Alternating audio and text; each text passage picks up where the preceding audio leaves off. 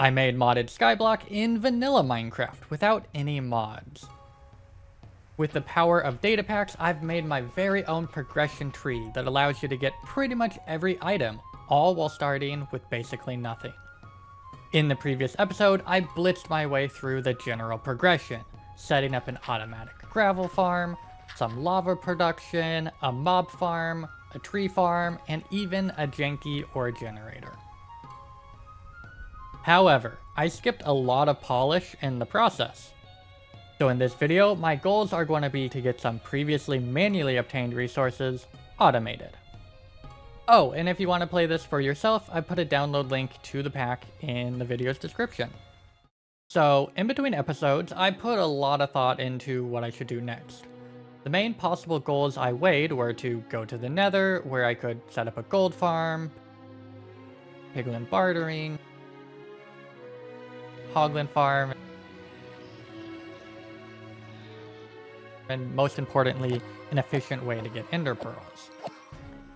Or I could just try to increase my gravel production and get it auto-sorting.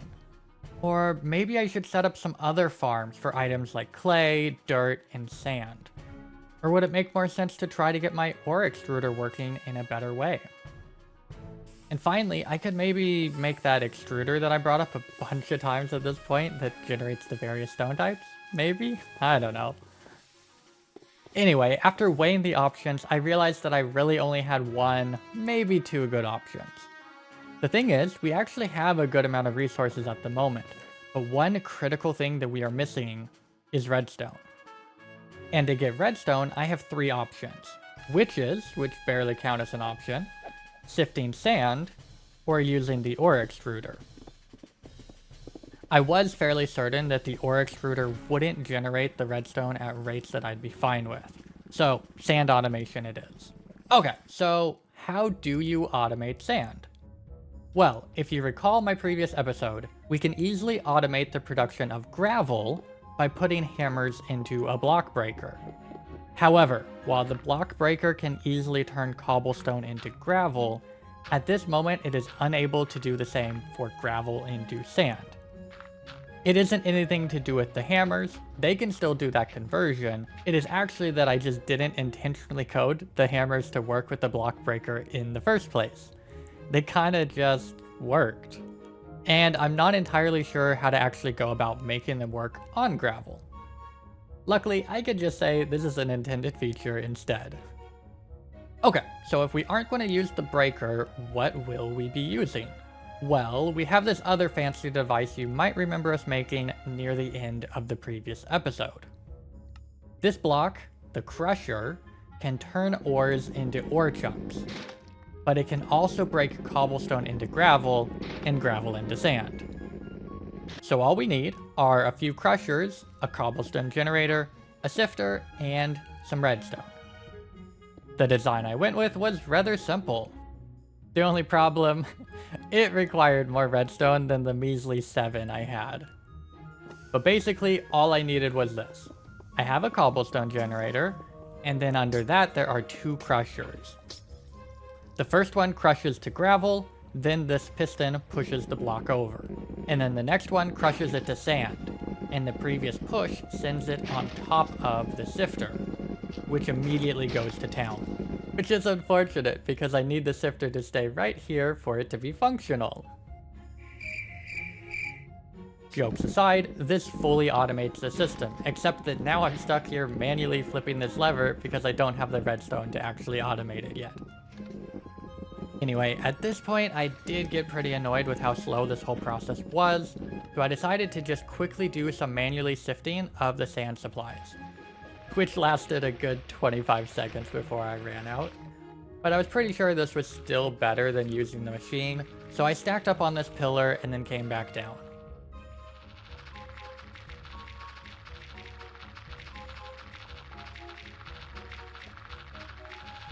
Sifting through this got me plenty of redstone. Okay, well, what am I going to do with all this redstone? Well, funny enough, I won't actually be doing much redstone with this redstone. Instead, I'm just going to make the timer from the more redstone data pack to do most of the heavy lifting for me. None of that nerd stuff. because I'm definitely not a nerd. Anyway, moving on. With the timer acquired, what did I do with it? Well, I placed it like such, realized my redstone skills were lacking, then fixed my mistake. And then I realized my timings were slightly off, probably by around a second or so. I had successfully made a very inefficient gravel farm. But that is the beauty of the timer. A single right click let me add an extra second of delay, this time properly converting the cobble into gravel and then the gravel into sand. And so I had successfully made a huge leap forward, metaphorically speaking. I'm not super good at long jumps.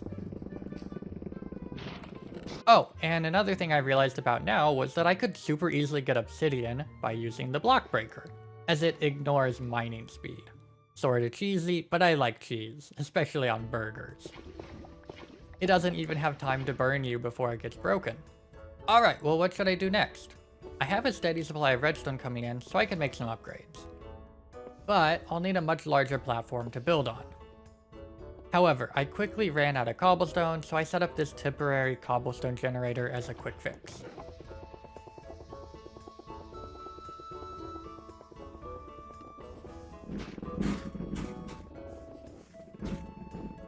And so, with blocks in hand, I finished expanding the platform. But why would I be needing it so big? Well, my plan was to automatically sort out all the resources produced by the gravel farm. And I'm pretty confident that this will be rather bulky. Oh, and also around this time I had noticed I had successfully gotten my first passive mobs to spawn. From here, I started gathering the supplies I would need to make this new gravel sifter. I made a bunch of hoppers, plenty of chests, all sorts of redstone components, some building blocks, a bunch of extra sifters, and a handful more block breakers. But one block I was missing that would help tremendously with this farm is ice. So, how do I go about getting ice? Well, ice can naturally form in snowy biomes at any elevation, and in cold biomes above a certain height. Luckily, according to the seed, there was a cold biome not too far from the spawn location. So I would just need to bridge out to it and make a water platform to get ice to form. And so quite a bit of bridging later, I had successfully made it to the cold ocean biome. Now, it might not look any different, but this would allow water to freeze into ice, is what I would say if this was a frozen ocean biome, but apparently ice doesn't form in the cold ocean. Unfortunately, the nearest snowy biome is over 1,000 blocks away, and I don't really feel like making that long of a bridge. However, I do have a trick up my sleeves. The Nether allows for traveling 8 blocks in the overworld per block that you travel in the Nether, meaning that all I would need is a Nether portal, and I could link the two locations with a much shorter distance to bridge. I decided to go with the Grove, found at -850, -900, at least according to the seed. So I made my first Nether portal and entered the Nether. The Nether, unsurprisingly, also doesn't feature any blocks. And it seems that I spawned in a soul sand valley. This will be useful later. Wither skeletons are able to spawn in the soul sand valley due to a change that I made to the spawn conditions, seeing that, fortress structures just simply cannot generate. So I quickly spawn-proofed my nether portal with slabs and got to bridging. So after a few minutes of boring bridging and a very sore pinky finger, I had successfully gotten to where I needed to be. And heading through the portal, I was happy to see that I had done my math correctly, and this was in fact a grove. What was all of this for again? Oh right, ice. Okay, so for the ice farm, I went with this super simple design. Basically just a platform for water to spread on and, hold on, I ran out of blocks.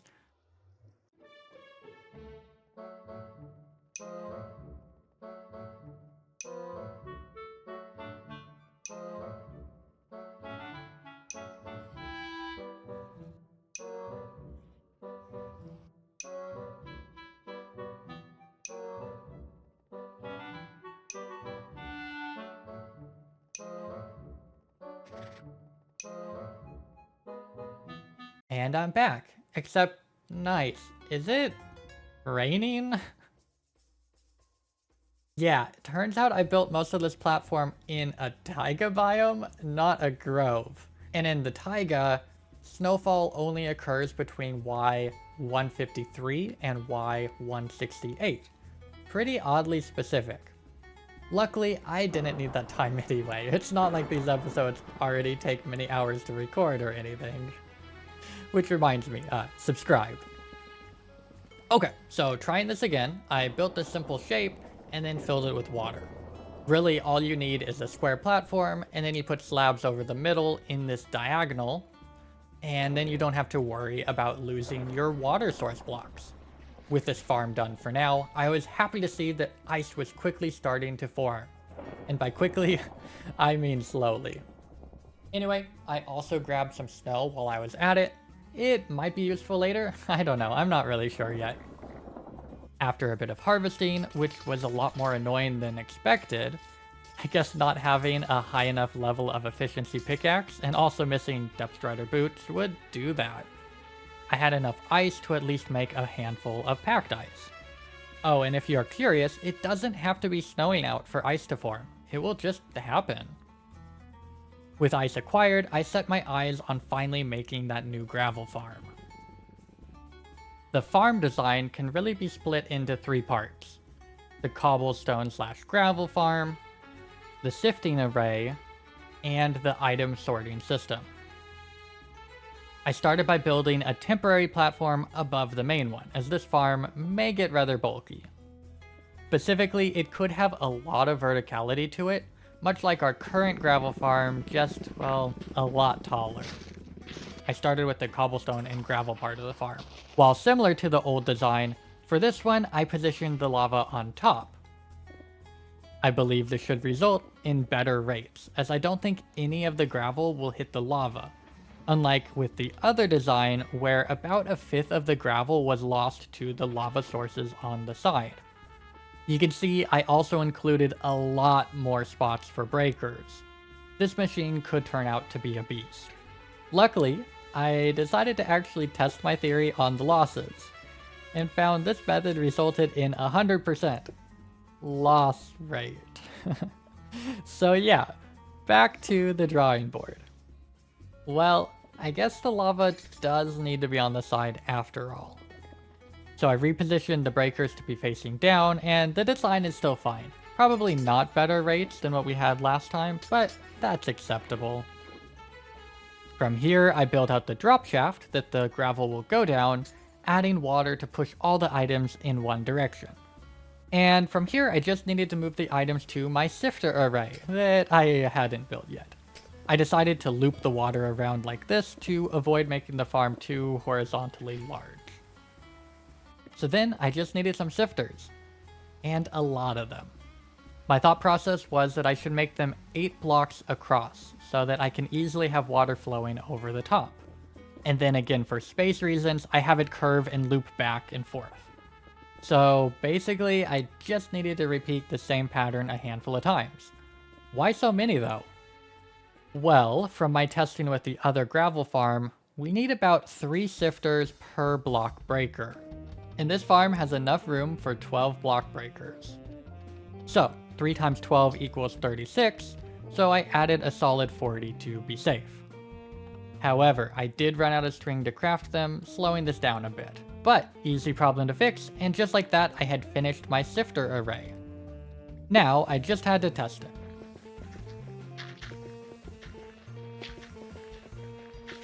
The trial run was pretty smooth, except for, well, all the drops that spilled out. Luckily, all I had to do was cap the water tunnel, and it cleaned up the issue. So from this test, you can probably understand a bit more how the farm works. It produces a ton of gravel, which gets sent across these array of sifters. I decided not to put hoppers below them, because I'll be able to make a better sorting system using water instead of sifters. And then the gravel and the drops from it share the same water stream, but the gravel should all get grabbed by the sifters. And so this can quickly produce a load of resources, which right now get promptly shot into the lava. So with the sifter set up, it is now time for the sorting system. You can get quite a few types of items from sifting gravel, 12 to be exact. Some of them, like the 4 on the left here, aren't super useful, with flint downright being a waste product. There are 3 forms of iron, and then there are the various gems that can drop rarely. For the sorter, I dropped the items down a few blocks and across. Using a chest and some slabs, I aligned the items so that they are partially off the edge of the stream. This will allow hoppers to pick them up from below the slabs.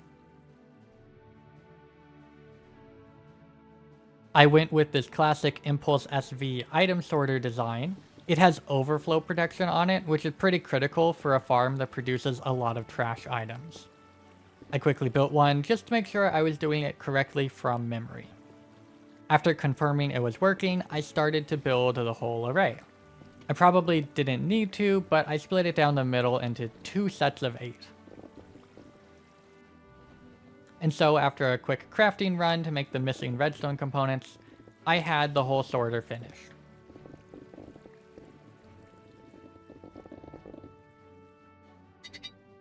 From here, I just needed to configure each filter. And now for a test. Surprisingly, it worked first try, which, well, hasn't really been a theme this episode. So now, the items can flow across the various hoppers in this chain and get picked up by the correct ones.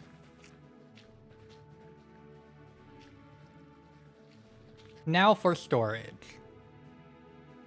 I tried a few configurations before landing on this pretty straightforward design. I did have to tear out some of the hoppers I had just placed, but that is kind of just what happens when you build and design in survival mode. After expanding it a bit and confirming that this design worked, I started to bulk it out, and then promptly tore it right back up as I remembered that I had crafted compactors specifically for this job. The idea is that storing nuggets and ingots is dumb. I should craft them into their block form before storing them. So I had the 2 nugget filters point into one compactor, which outputs to the next compactor, and that finally filters down into the chest. This design accepts nuggets and ingots and compresses both of them. In testing, it seemed to work, so I moved on to the next items. Most of them could also be stored in their block forms, so I placed down a bunch more simple compactors to do the job. Also, if you're curious, yes, this could be done with crafters, but the compactor is a whole lot simpler. And also, well, I coded it, so I plan on using it. And just like that, the sorter was completed. Testing it showed that it definitely worked, and it works well. I added in these decorative blocks at the floor, indicating what is stored in each chest. And then I tore down the old gravel farm. Taking a short break from the gravel farm, I figured I'd probably need some more quartz at some point for comparators and stuff, so I hammered out a bunch more soul sand. This made me realize that this whole endeavor was actually really dumb. I had everything that I needed to make a super quick and simple soul sand farm. All I did was basically make a new sand farm attached to the old one, but instead of directly sifting the sand, I added a saturator with lava first, which converts it to soul sand for some reason. Back to the gravel farm, it was basically done. It was all working, I just had some upgrades to make. I had been running it on half speed this entire time, so I figured now was as good a time as any to add the other 6 breakers. I'll need some way to distribute hammers into this at some point, but for now, manually filling them really isn't too bad. With all the breakers running at once, most of the sifters are working at all times. I was pleasantly surprised to see that it didn't appear to be overloading my system though. So all that was left to do was to admire my work well done. I even added a diamond block to the sorter because, well, why not? It does seem like occasionally some gravel can slip past all the sifters, but I'm really not too concerned about that. With plenty of progress under my belt, I was happy with where this episode ended. And if you want to play this data pack for yourself, I have a download link in the video's description. Thanks for watching, subscribe!